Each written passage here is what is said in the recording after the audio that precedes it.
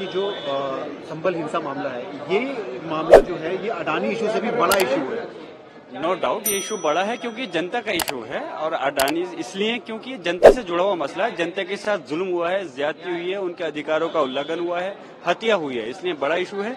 इस पर चर्चा आज बोलने का माननीय अष्टजज जी को बोलने का मौका दिया और हम चाहते हैं इसमें एक न्यायिक आयोग का गठन होना चाहिए जो सुप्रीम कोर्ट के माननीय सिटिंग जज के उसमें होना चाहिए, जिससे कि सही उसका पता चल सके, जो लोग दोषी हैं उनके खिलाफ कार्रवाई हो सके। और अखिलेश जी ने ये मुद्दा उठाया और ये भी कहा कि प्रशासन की तरफ से ये हत्या करवाई। हाँ, माननीय राष्ट्रीय अध्यक्ष अखिलेश यादव जी ने जो कहा बिल्कुल सही कहा है कि उनकी तरफ से ये हुआ है और उन लोगों के खिलाफ हम मांग कर रहे हैं, दोषी अधिकारियों के खिलाफ कार्रवाई होनी चाहिए। जो पुलिस है उसका व्यवहार आपने देखा, वहाँ के लोगों का आपने किस तरीके से सर्वे के बाद सर्वे, जब सर्वे का सहयोग कर रहे हैं वहाँ सब लोग, उसके बाद ये क्यों किया गया?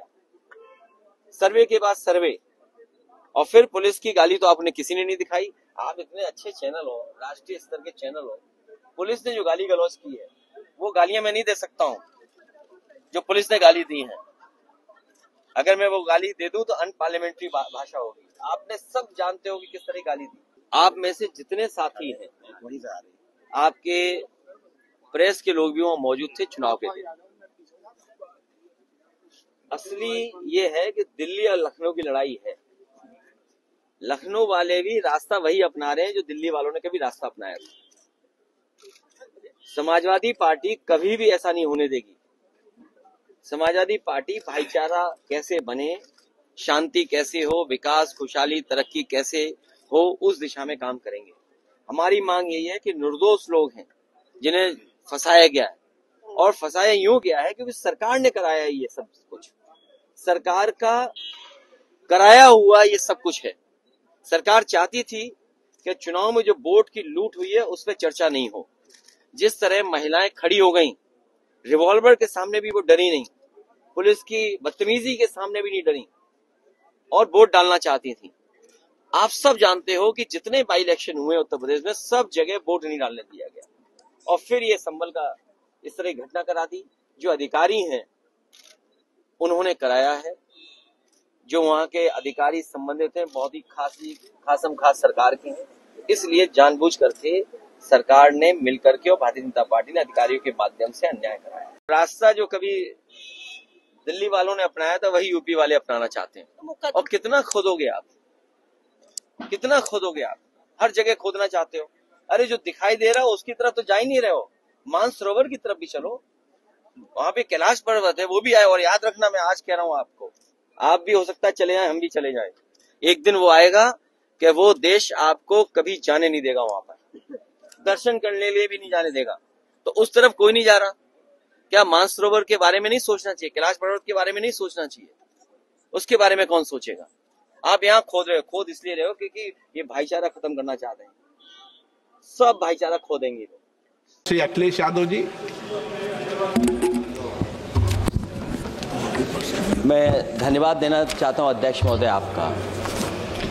नहीं, हम जो कमिटमेंट करते हैं ना उसको पूरा करते हैं, लेकिन सब दलों के नेताओं की बात में कमिटमेंट होने के बाद भी आप बेंच पे आए, जो ठीक नहीं है। अध्यक्ष महोदय, कमिटमेंट में, क्रेडिबिलिटी में आपका कोई जवाब नहीं। नहीं, ये नहीं कह रहा मैं। लेकिन दाईं तरफ वाले लोगों का थोड़ा हिसाब किताब अलग है। अध्यक्ष महोदय, मैं धन्यवाद देता हूं आपका कि आपने बहुत महत्वपूर्ण घटना पे मुझे बोलने का अवसर दिया है। संभल जो इसलिए जाना जाता था कि भाईचारे के साथ वहाँ रहते हैं लोग, वहाँ अभी से नहीं, सदियों पुराना भाईचारा हजारों साल से इसी तरह रहते आए हैं। लेकिन अचानक ये जो घटना हुई है, ये सोची समझी रणनीति के तहत वेल प्लान्ड हुआ है और वहाँ के भाईचारे को गोली मारने का काम हुआ है। जो घटना हुई है वो सोची समझी साजिश है।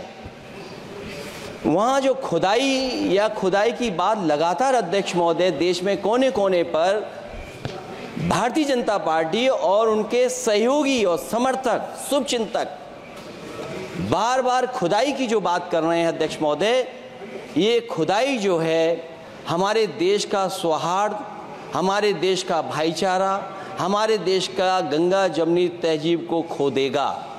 मैं आपका धन्यवाद इसलिए भी देता हूं कि इस महत्वपूर्ण जो साजिश हुई, और वो साजिश सोची समझी इसलिए मैं बोल रहा हूं। उत्तर प्रदेश का चुनाव था, पहले 13 तारीख को चुनाव होना था और 13 तारीख के चुनाव को उन्होंने बढ़ा करके 20 तारीख कर दिया।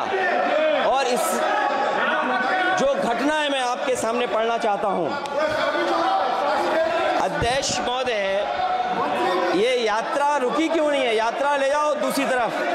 अध्यक्ष महोदय, संभल की शाही जामा मस्जिद के खिलाफ 19/11/2024 को सिविल जज सीनियर डिवीजन छंदौसी संभल में एक याचिका डाली गई। कोर्ट ने दूसरे पक्ष को, अध्यक्ष महोदय सुनिए, ये सुनना चाहिए, हम यूं ही नहीं कहते थे। आप तो संक्षिप्त में बोले। अध्यक्ष महोदय, हम यूं ही नहीं कहते थे कि संविधान ये मानती नहीं सरकार।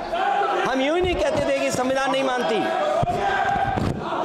जब प्लेसेस ऑफ वर्शिप एक्ट है, प्लेसेस ऑफ वर्शिप एक्ट है,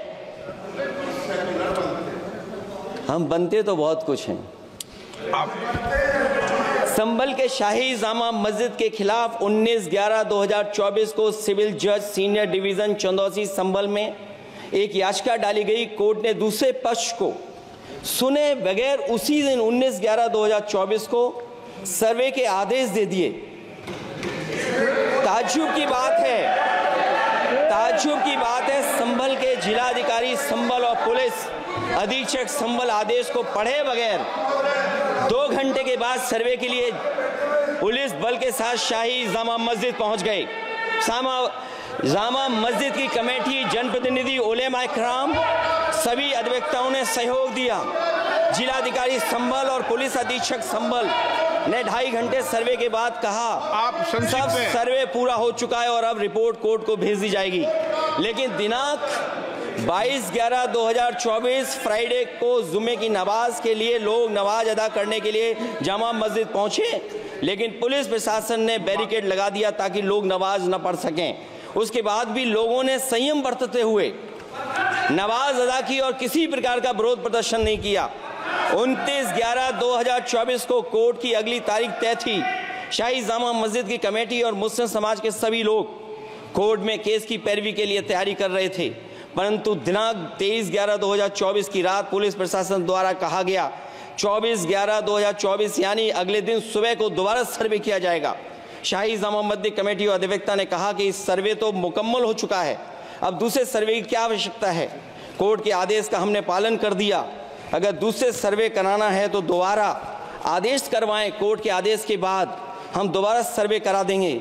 लेकिन जिलाधिकारी संभल और पुलिस अधीक्षक संभल ने कोई सुनवाई नहीं की और तानाशाही दिखाते हुए सुबह के वक्त से पहले शाही जामा मस्जिद आ गए। शाही जामा मस्जिद कमेटी और मुस्लिम समाज के लोगों ने फिर भी धैर्य रखा और दोबारा सर्वे के लिए अंदर ले गए। सर्वे के दौरान करीब 1.5 घंटा बाद जब जनता को सूचना मिली तो वो इकट्ठा होना शुरू हो गए।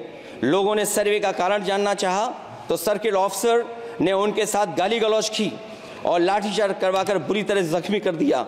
इसका विरोध करते हुए चंद लोगों ने पत्थर चलाए, जिसके बदले में पुलिस के सिपाही से लेकर के अधिकारियों तक ने अपने सरकारी और प्राइवेट हथियारों से गोलियां चलाईं, जिसका वीडियो रिकॉर्डिंग है, जिसके एवज में दर्जन लोग गोलियों से घायल हो गए हैं। 5 मासूमों जो कि अपने घर से सामान लेने के निकले थे, उनकी मृत्यु हो गई। संभल का माहौल बिगाड़ने में संभल का माहौल बिगाड़ने में याचिका दायर करने वाले लोगों के साथ पुलिस और प्रशासन के लोग जिम्मेदार हैं। इनको निलंबित किया जाना चाहिए और हत्या का मुकदमा चलाया जाना चाहिए, जिससे कि लोगों को इंसाफ मिल सके और आने वाले समय में कोई इस प्रकार की संविधान के खिलाफ और गैर कानूनी घटना को अंजाम न दिया जा सके। अध्यक्ष महोदय, ये लड़ाई दिल्ली और लखनऊ की है। No please.